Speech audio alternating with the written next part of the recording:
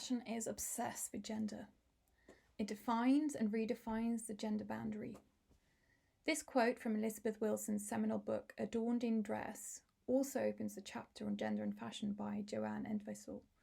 But let's unpack it a little bit. So, gender is constantly evoked by fashion, even as the definitions of masculinity and femininity are constantly redefined. And fashion helps maintain gender norms and conventions. And as you've seen in the previous lectures, fashion is one of the main tools in which gender is represented by and on the body. But fashion also plays with gender, and so has the potential to subvert the boundaries it has previously helped construct. In contemporary fashion, we're seeing this happen on what appears to be a new radical scale. So what was unthinkable a decade ago,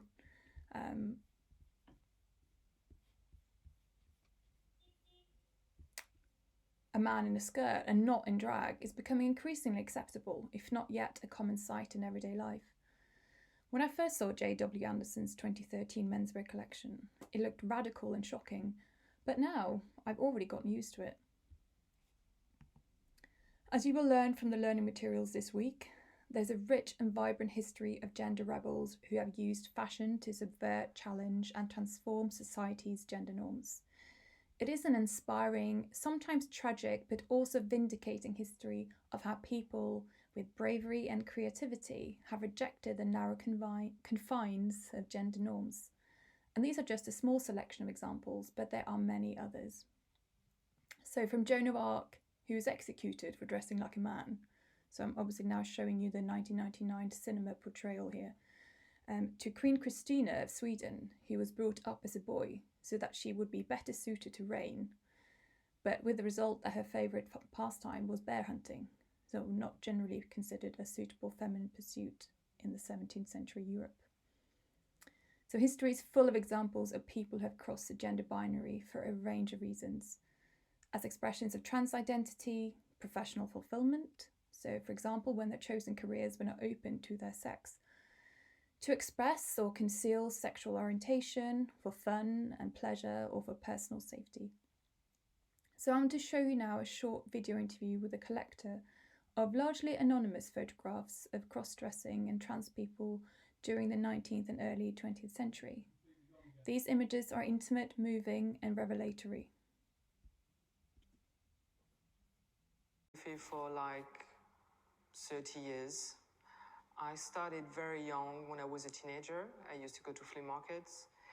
I was living in Paris, and for me to go to flea market was my main occupation during the weekend.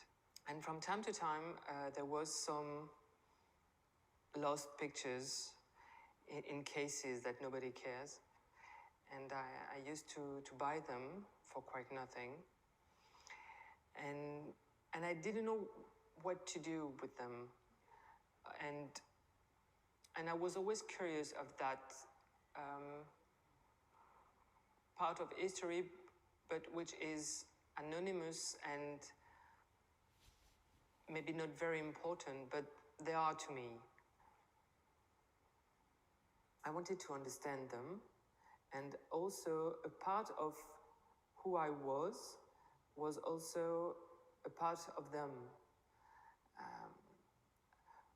What I mean, I was not a cross-dresser, and I'm still not, but there was something about marginality, about to be different, and to be secret, to be invisible, that I was very close to. The first pictures you can see in the exhibition are from the 19th century, from around, I would say, 1860 until 1980. It was a kind of underground society, but like a lot of cross-dressers, they love photography. They needed to produce pictures of themselves, but from the inside, I would say, a kind of inner picture of themselves. which were a very secret image. And some of these pictures that you can see in the show are exactly this kind of pictures. Very intimate, very secret, of a kind of inner image of one person. Well, I met Bambi 10 years ago. She was born in Algeria in 1935 in a very little village. And she grew up like a little girl until she was 6. She deeply in herself, she thought that she was a little girl. There was a French cabaret who made a tour in Algeria. So she went and see the troupe. And then for her, it was obvious that she had to go to Paris and to join the troupe. And then she began her transformation as a young woman, and she was one of the first transsexual women to have an operation and to live openly as a cross-dresser and then as a transsexual. So at the age of 30, she has decided to go back at school and to study and to get her diploma and then to become a French teacher. And this is exactly what she did. And at the age of 36, she became a French teacher in a college in the suburb of Cherbourg. Most of the person that Bambi knew at that time that were with her in the cabaret, they keep on in this underground world. To do what she did was quite something. Each picture for me is a story in itself.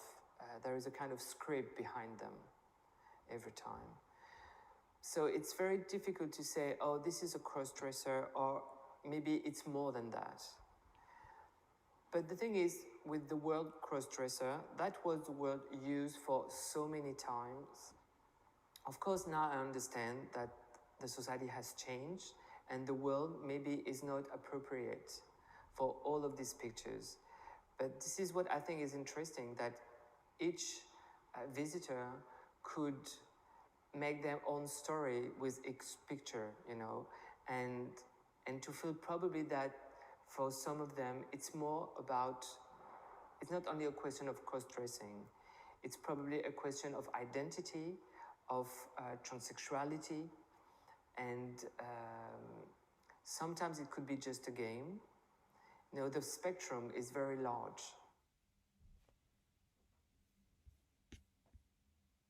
So the tradition for cross-dressing and drag is long and complex, as well as global. As a TED Talk I've included in this week's learning materials confirms, trans or agender people across the globe have found ways of making a space for themselves, often on the margins of society. As I think I mentioned before, it is often on these margins where something new emerges and where we as designers draw our inspirations. But have you ever come across the garment called bloomers? So you may know that they're named after one of their early adopters, Amelia Bloomer, American 19th century feminist and social activist. So Bloomer became involved in the dress reform movement, which sought to challenge the impractical and in many ways unhealthy and hazardous fashions for corseted waists and crinolines in the Victorian period. Instead, she and other feminist reformers adopted a style consisting of Turkish-style trousers worn over a knee-length skirt with a dress or a short jacket. And the style was widely mocked and ridiculed, as you can see from the cartoons I've included here. But so were the garments the Bloomer costume was meant to replace. So the wide skirts and narrow waist, which were the height of fashion at the time, were also mocked, considered by some to be evidence of women's naturally feeble minds and lack of rationality. But there are two ironies presented by the Bloomer costume. So firstly, that a decade later, the Bloomers really came into their own as the height of fashion for cycling and other physical leisure activities, instigated a fundamental change in women's dress, which was increasingly focusing on comfort and practicality for this new kind of life. But Another outcome was to avoid the mockery and derision which had faced the 19th century feminists. The suffrage campaigners at the beginning of the 20th century took a different tack with their dressing. So, in an explicit wish to avoid being accused of unwomanliness and femininity, the suffrage campaigners were encouraged to dress in highly fashionable and feminine fashion. And at this point in time, this involved long white embroidered dresses and large ornamental hats. So maybe not the most practical for marching through the filthy streets of Britain, but very effective in showcasing their colours, green, white and violet. Give women vote. We obviously wish that there were colour photography available at the time to more accurately depict what these women look like. But the sheer visual impact of these women en masse, dressed in white, would have been impossible to ignore. So here is a clip from the funeral procession following the death of the suffragette hero Emily Davidson in 1913.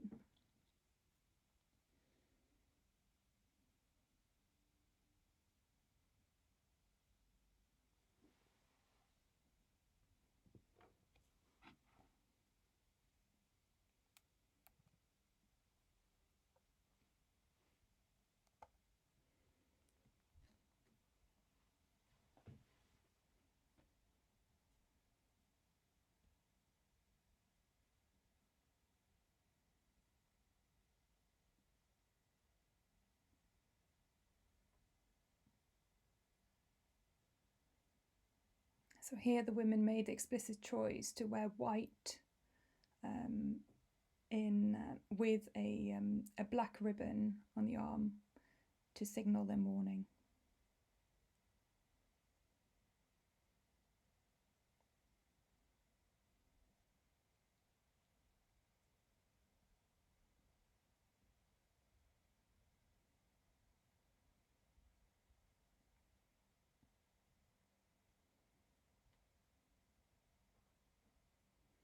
So here you can see some of the leading suffragettes saluting the coffin of Emily Davidson.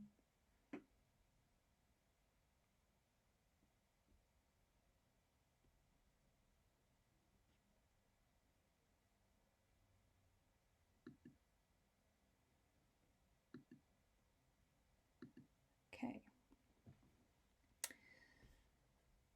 So for the generation, though, which came after the suffragette movement, gender rebellion took a less overtly political, but much more explicitly fashionable form. The so-called flapper emerges in the early 1920s. She's young, loves to dance, wears short skirts, smokes and drinks, and is far more interested in sex than getting married. The actress and 1920s it girl Cara Bow embodies all the characteristics of this flapper girl. So here she is in the 1926 silent film Dancing Mothers, behaving distinctly unladylike, as you shall see. So to our eyes, there's little doubt that the flapper girls were female, but at the time their short haircuts and hemlines, flat-chested and straight silhouette were so radically different to the Edwardian silhouettes people genuinely feared they could be mistaken for boys. And it's difficult to overstate the public outrage they caused. And as per usual with women behaving badly, this outrage was fueled by gleefully scornful media. So what's significant about the flapper, though, is as a feminine ideal, is her overt sexiness, which is in profound contrast to the virginal or motherly feminine ideals which preceded her.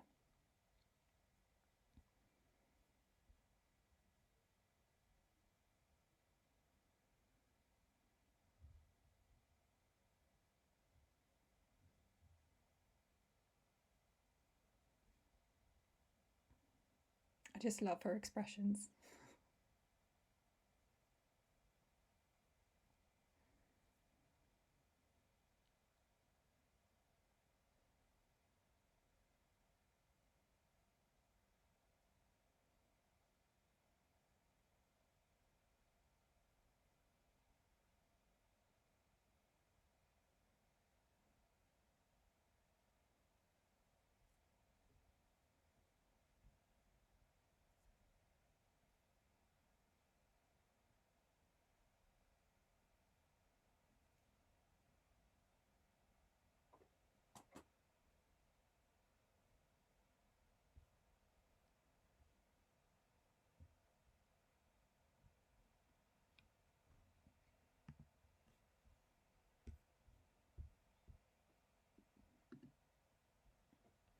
So far, most of my examples have been of women who have subverted their contemporary gender ideals and conventions, and in so doing have radically altered the course of not just fashion but also society. But of course, men also belong in this story. Men who, despite belonging to the dominant gender, felt that the social and cultural conventions of masculinity were too restrictive. And we find examples amongst the, up until recently, hidden gay communities, but also more publicly amongst artists and performers. So the stage, therefore, allowed a space to try out more alternative styles and gender identities and expressions. An obvious but also hugely influential example is, of course, David Bowie, particularly in his 1970s Ziggy Stardust period. Bowie played with the gender conventions, proposing something that was both masculine and feminine, yet neither one or the other, infused with a bisexual energy. His highly stylized and theatrical performances highlight the artificiality of gender, yet his artistry is wholly authentic and creative. So I will finish this lecture with one of Bowie's performances, which continues to inspire new generations of creatives.